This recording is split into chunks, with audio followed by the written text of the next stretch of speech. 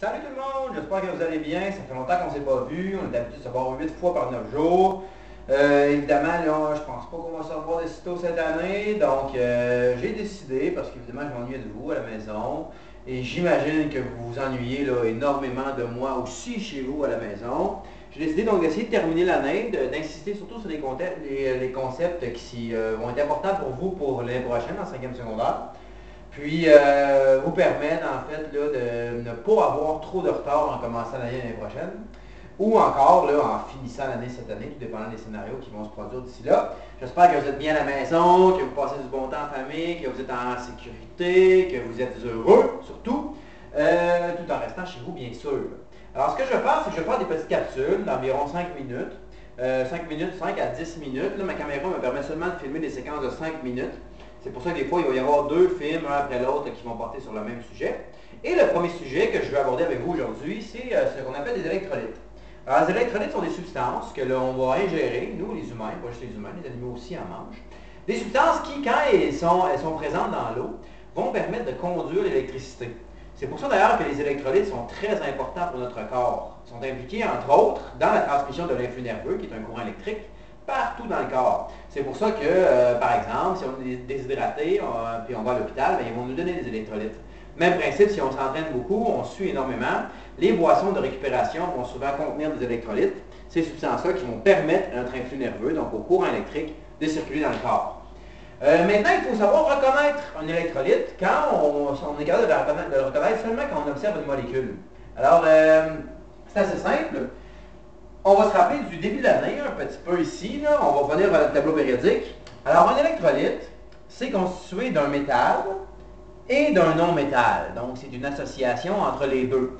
Ça va former ce qu'on appelle soit un sel, soit un acide, soit une base, mais on verra ça plus tard. Donc, les substances qui vont devenir des électrolytes quand on va les placer en solution dans l'eau vont être constituées de l'union d'un métal avec un non-métal. Si on se rappelle, les métaux dans le tableau périodique sont situés à gauche de l'escalier rouge, alors que les non-métaux, eux, sont situés à droite de l'escalier rouge. Donc, dans ce cas-ci, si on a une association, une molécule, par exemple, entre le potassium, K, a un électron de valence, qui est situé évidemment dans la première famille, à gauche, donc, de l'escalier, c'est un métal, potassium, avec le chlore, Cl, qui est dans la 7e colonne, la 7e famille, en fait, du tableau périodique, donc 7 électrons de valence, c'est un match parfait. Ça va former une molécule qui s'appelle le chlorure de potassium, le KCl. Eh bien, le KCl, c'est formé de deux électrolytes, le potassium et le chlore, en association dans une molécule chlorure de potassium, parce que, évidemment, on a un métal à gauche de l'escalier qui est associé à un non-métal, le chlore, à droite de l'escalier.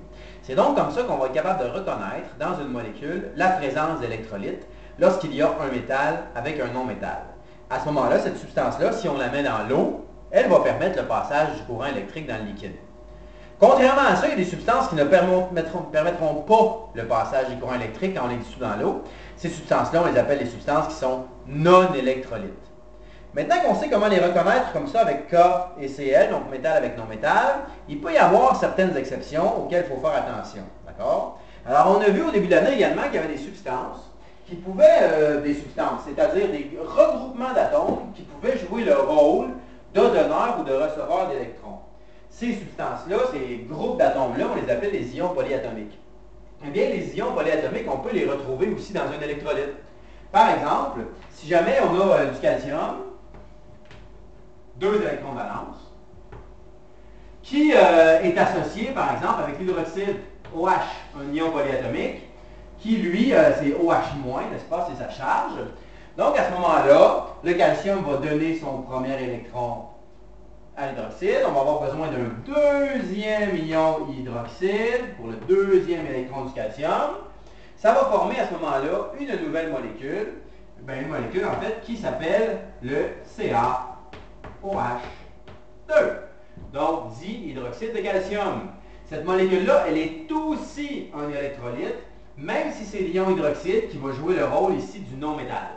D'accord? Alors, il faut faire attention parce que des fois, pour certaines molécules, même si ce qu'on a ici à droite, c'est l'hydrogène, lui, là, il est situé à gauche de l'escalier. Hein? Et on se rappelle, les métaux à gauche de l'escalier, les non-métaux, normalement, c'est à droite de l'escalier. Donc, on pourrait avoir tendance à dire, c'est pas un électrolyte. C'est pas le cas. Quand on a un ion polyatomique,